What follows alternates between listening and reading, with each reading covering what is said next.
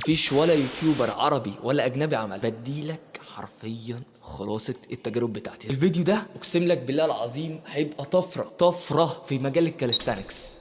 السلام عليكم، عاملين ايه؟ وحشتوني جدا جدا جدا. عايز اشكركم الاول بس على 1500 مشترك، لان لما نزلت اخر فيديو كان تقريبا 800 مشترك مثلا، بس دلوقتي وصلنا 1500، فانا فرحان جدا. بس ساعتها بقى ايه اللي حصل اللي خلاني اقطع مهمة دي؟ حصل ظروف كالعادة اي حد، بس الفكرة بقى اللي انا كسلت من بعدها. حصل تك حاجات ورا بعض كده، بعد كده انا كسلت نمت بقى ننا. المهم من كام يوم كنت فكرت في فكره كده ما حصلتش، عملت سيرش على كل اليوتيوب، مفيش ولا يوتيوبر عربي ولا اجنبي عمل، اللي هي كاليستانكس جورني، اللي هي رحلتك في الكاليستانكس. طب ليه؟ ايه السبب اللي حصل كده؟ لان بتوع لاعيبه الكاليستانكس هي اصلا احترفت الكاليستانكس، فمش محتاجه تعمل اللي هو ايه، تعالى اوريكم تمرينتي اوريكم مش عارف ايه الكلام ده. انا بقى مش محترف كاليستانكس. طب ازاي؟ انت معاك مهارات. معايا مهارات، بس مش كل المهارات اللي معايا انا ممكن اشرحها لك، زي الماسل اب شرحتها لك بالتفصيل. دي ميزتي ذكي، اللي انا اخد الكاليستانكس كدراسه اكتر ما هي كلام. يعني بحب ادرس الكاليستانكس قوي والحركات بتاعتها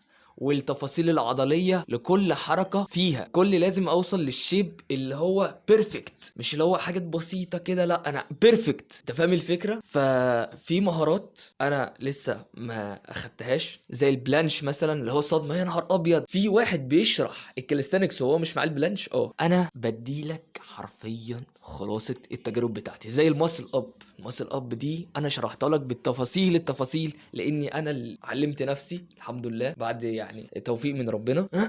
عقله بتاعتي استنى، عقله بتاعتي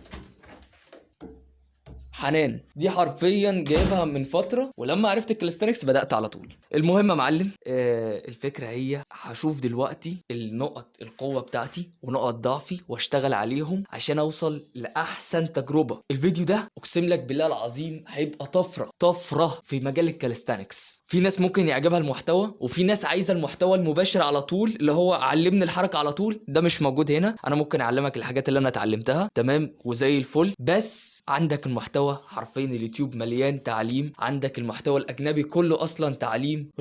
روح استكشف، روح دور، مش عايز تدور روح اشترك مع حد اونلاين. المهم يا صديقي، نسيت اقول لك حته معينه كده. انا طالب تربيه رياضيه، فبالتالي الحاجات دي دراستي، فده شغفي. انت فاهم الفكره؟ شغفي، انا حابب العضلات، حابب الحاجات دي. تعالى بقى الناس اللي عايزه تعمل عضلات بس، وبيسالوني هل الكاليستانكس يا مارو بيعمل عضلات؟ هقول لك بيعمل عضلات، بس انت لو عايز عضلات بس روح جيم، روح اشترك في جيم، روح ادفع فلوس اشترك في جيم وشيل حديد. كلام بجد والله، روح شيل حديد. انت بتعمل ايه هنا؟ طب انت عايز مثلا عضلات وعايز مرونه وعايز قوه وعايز مش عارف ايه، كل ده موجود هنا. بكلمك بجد، الكاليستانكس كل حاجه. طب في ناس بقى تانية هتقول لك اصل انا مش معايا فلوس وعايز ابني جسمي في البيت. ابني جسمك في البيت حرفيا. هما العقله وعندك متوازي وعندك السكواد والضغط، عندك الاربعه دول بس انت ممكن تبني منهم عضلات. بس الفكره في ايه؟ الفكره في الالتزام، لانك لما تقعد في البيت هتنام ننه. ركز اكلك ده في المقام الاول مع تمرينك، والله هتبني عضل. طب التدرج في الاحمال مثلا في العقله والمتوازي والكلام ده، انت ممكن توصل لليميت معين مش هتعرف تعديه. خد لك شنطه حط فيها كتب وتمرن بيها. اقسم بالله العظيم انت لو عايز تطلع عضلات وعايز تبقى اقوى، مفيش حرفيا حاجه بسيطه هتوقفك، اي حاجه هتبتكرها. تعالى بقى ندخل في موضوعنا الاساسي، اللي هو طب ازاي يا مارو انت هتتطور او تكتسب المهارات؟ هيبقى بجدول تدريبي، وهقول لك ايه هو الجدول التدريبي. بس قبل اي حاجه عايزين نعرف نقاط القوه بتاعتنا والضعف بتاعتنا. انا بالنسبه لي نقاط قوتي اللي هي السحب، اي حاجه فيها سحب، الخلفيات. نقاط ضعفي اللي هي الاماميات، او بمعنى اصح البوش، اي حاجه فيها بوش ده انا ضعيف فيه، او التوازن اللي هو في الارضيات. تعالى انا معايا ايه مهارات في السحب. تعالى انا عندي الفرونت ليفر، عندي الفرونت ليفر ماسل اب. تعالى انا عندي ايه في الارضيات تحت هنا او الاماميات، عندي الهاند ستاند. بس في مشكله كبيره انا هواجهها كمان في الفيديوهات الجايه ولما انزل، اللي هي الكوره عندي مش مظبوط، او لحين الكتف عندي المرونه بتاعتهم مش احسن حاجه. انت فاهم قصدي؟ تعالى عندي الهاند ستاند بوش ب مش بعرف اعمل عدتين على بعض، فدي كارثه. بس انا هحلها. مش معايا البلانش طبعا. طب انت معاك ايه؟ والله معايا الفرونت ليفر، معايا الماسل اب. انا بقول لك انا فوق الصفر بس مش في الصفر ولا تحت الصفر. فانا فانا جاي لك كهاوي لعب كاليستانكس هاوي، هو اللي هيفيده الحاجات دي قوي قوي قوي. تعال ندخل بقى في البرنامج التدريبي اللي انا هستخدمه.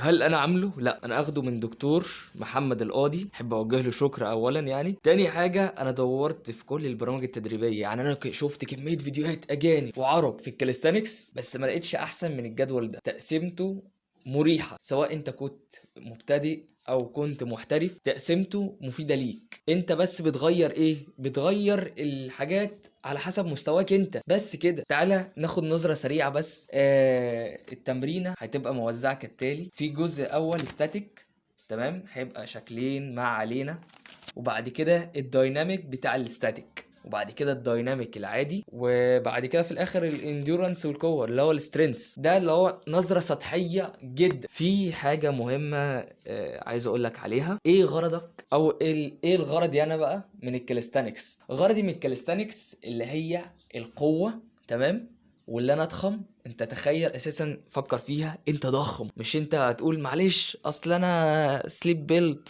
وسليب بيلد وانا مش عارف ايه، فمش بظهر تحت اللبس. انا عايز اظهر تحت اللبس من الاخر، انا بظهر بس في حتت معينه، مش جسم كله بيبان بقى. والقوه، اصل انت لا مؤاخذه يعني عضلاتك هتبقى منفوخه بقى وكبيره، بس مفيش قوه، عضلات فاضيه من جوه. لا، مش عايزين كده، عايزين مرونه، عايزين تناسق. في مشكله بقى في الكاليستانكس اللي انت مش بتمرن عضلات رجلك، تبقى عامل شبه التشيكن ليجز اهو، حرفيا تشيكن ليجز اهو. عايزين نمرن الرجل يا جدعان. انت بص، البنطلون واسع، البنطلون واسع، عشان كده مش باين حاجه. لا اله الا الله، دنيا ضايعه. فانا بقول لك انا في السلسله دي عشان تعالى كده، عشان اشاركك الرحله بتاعتي وادي لك الخلاصه من كل حاجه بتحصل لي فيها وكده. خلاص، اتمنى اللي انتوا هتستمتعوا الفترة الجاية بشكل حلو. ولو عجبكم حوار الفيديو ده، اكتب لي تحت في الكومنتات عايزين حاجة معينة اعلمها لكم، اكتبوا لي تحت برضو في الكومنتات.